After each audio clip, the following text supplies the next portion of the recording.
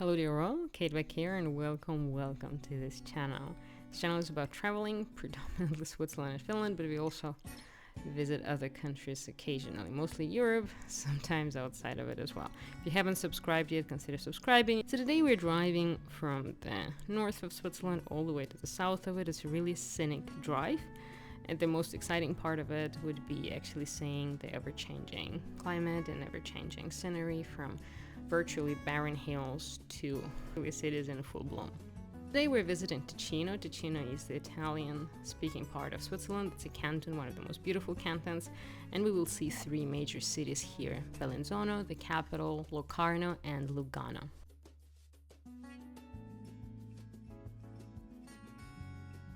Aside from history and beauty of the cities, you also learn about James Bond.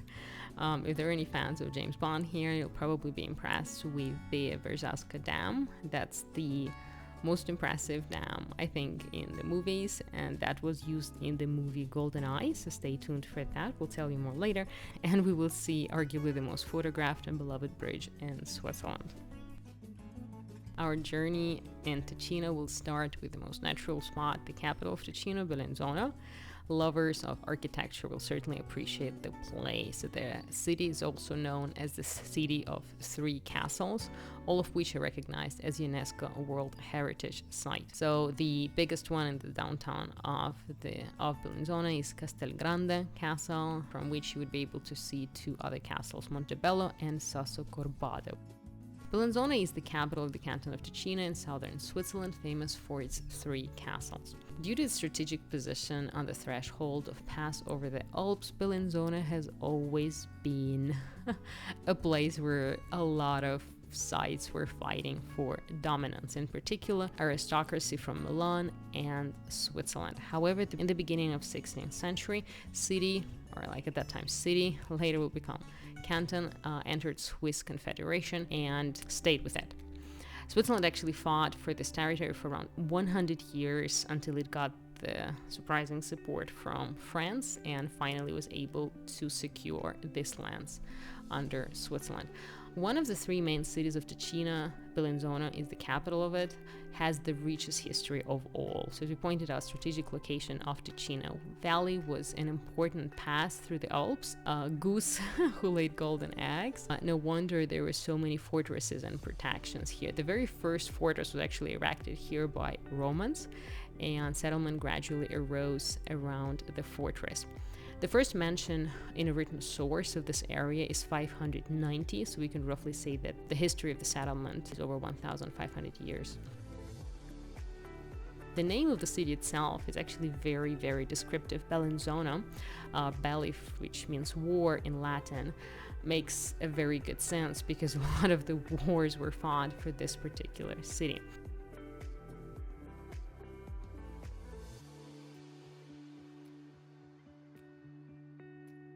And now we're seeing arguably one of the most impressive castles here. Castelgrande Castle rises right in the center of the city, huge rocky mountain, and it stands on the top of it. It's the most impressive castle, very, very beautiful view over the city from the fortress. You can go up there for free. There is an elevator, so no need to sweat.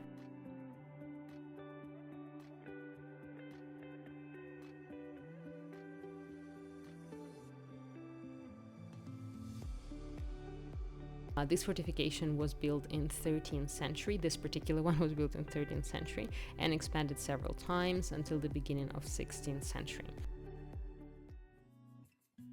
From here you can see Montebello Castle, and that's translated as Castle on the Beautiful Mountain. I think a very good descriptive name. Located 90 meters above Castelgrande and connected by the walls, creating this kind of very massive defensive complex. It was built in the 13th century by Rusca family, who were ruling Bellinzona at the time on behalf of the Bishop of Como. At the end of 14th century, it passed to Visconti, Dukes of Milan, who conquered Ticino and significantly expanded and strengthened it. Sasso Castle, it's the Raven's Nest translation, and it's the highest of the three castles of Bellinzona. Its dominant position on 230 meters above the city provided a good protection for Ticino. This castle was the latest that was built here, and it was built in surprisingly short time in order to protect the area. Obviously, Dukes of Milan were well aware of interest for this area from many neighboring countries, in particular Switzerland, and as we already know, Switzerland actually took over this territory.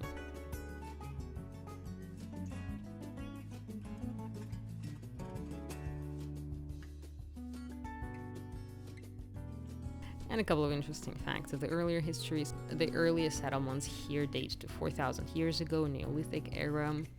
In 1803, the canton of Ticino was founded, that Bellinzona became a capital of. For the first time in writings, Bellinzona was mentioned in 590, making a city roughly 1,500 years old.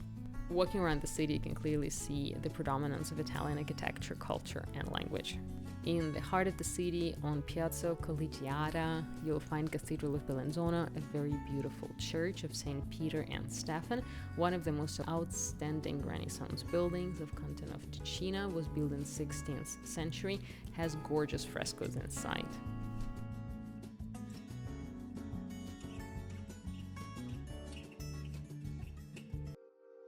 Moving to another gorgeous city, Locarno. Locarno is a very picturesque city. We're still in Ticino, Italian part, located on the shores of Lake Maggiore, surrounded by high mountains. Absolutely gorgeous. The city is famous for its mild climate. Already in March, everything in full bloom. We're here in March actually, and it is the fact. It's the sunniest place in Switzerland, extremely popular with Swiss for long weekends. As a matter of fact, we were driving back from Locarno on Friday, and there was no traffic at all, but we were driving back to the north, to Zurich, and from Zurich there was a lot of traffic. The main attraction of Locarno we're seeing right now is the ancient church of Madonna del Sasso, towering over the city, absolutely gorgeous on the steep mountain slope. According to the legend, the reason for building this particular church here was actually a vision of Virgin Mary to a Franciscan monk, Bartolomeo de Ivrea, from Locarno. It happened in 1480 when monk brother Bartolomeo retired to a lonely rock above the city to pray, and during the prayers the Virgin Mary appeared to him. A chapel was erected on the site of the event and later was turned into a monastery. It has a luxurious Baroque interior. The Virgin Mary, the altar, is actually considered miraculous, so people come here for pilgrimage.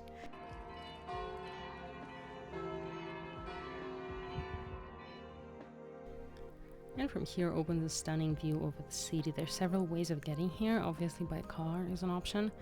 Walking, if you are athletic, also an option, or taking a small train, also possible. So certainly worth a visit. So the city itself, Locarno, has very, very turbulent, exciting history, just like Bellinzona, maybe a little less.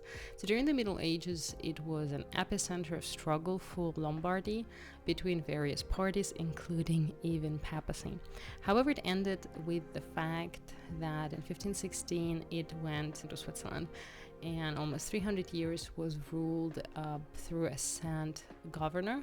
During the Reformation, Lugano remained faithful to Catholicism, and in 1555 even expelled 100 Protestant families who moved to Zurich. So there was a huge schism in Switzerland as well between the Catholics and the Protestants. So the city's economy was greatly damaged since the Protestants were the main businessmen, apparently. In 1925, the International Conference of Main European Powers was held in Locarno to ensure the peace in Europe that was after the World War I. Another great site here is the medieval fortification called Visconti Castle. The construction of this castle began in early 13th century, and the bulk of fortification was actually built in 14th and 15th centuries by Duke of Milan that ruled Ticino at the time.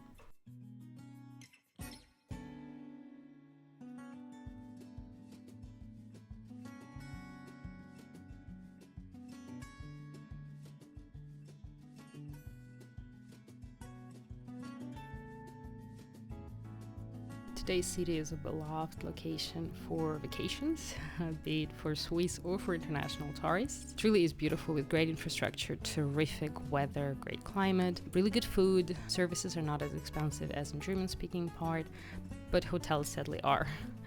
but certainly worth a visit at least once, especially if you're traveling through Switzerland.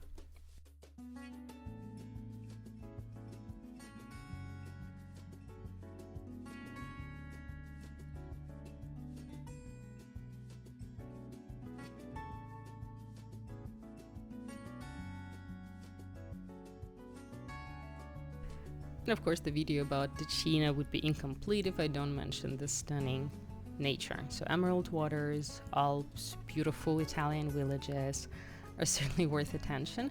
Very unusual, beautiful bridge in Lavertezzo. That's the one that is arguably most photographed, most popular one. It's also called the Bridge of Jumps, or Jumping Bridge, because many people are actually brave enough to jump from there. The water is deep enough to do that, from a particular spot at least. Not promoting or recommending it, but if you are brave enough, it's your own decision. So we are in Verzasca Valley, and it's this Verzasca region. It's the district of Locarno. We're still in Ticino.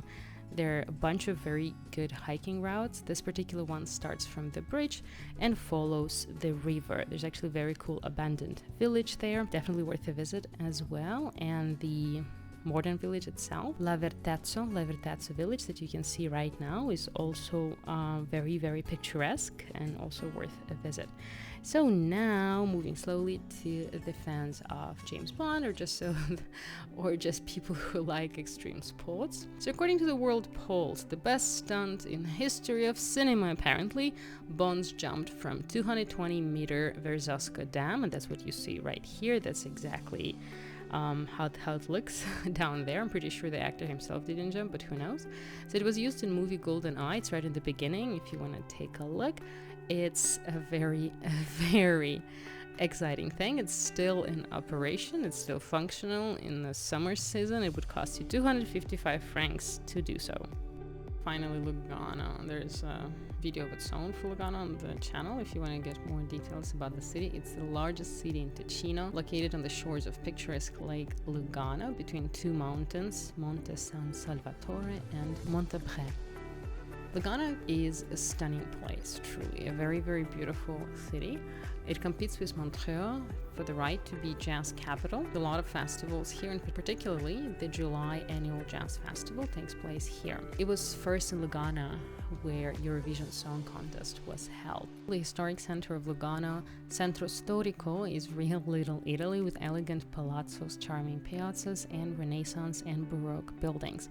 The main square of Lugano, Piazza Riforma, surrounded by traditional Italian houses, and in the southern part, neoclassical town hall. By the way, there's a tourist office there, so if you have any questions, feel free to ask. On the weekend, in the evenings, the square becomes a real center of attention with all sorts of events taking place here. The other key site in Lugano would be Cathedral of San Lorenzo, or Lawrence. It's a remarkable 16th century Renaissance church built with the white limestone and Carrara marble. The cathedral was built on the site of earlier Romanesque church. The cathedral was devoted to the patron saint of Lugano, Saint Lorenzo, located on the terrace overlooking the city. The stunning view from there opens, and it has a very, very beautiful Renaissance facade of middle 16th century.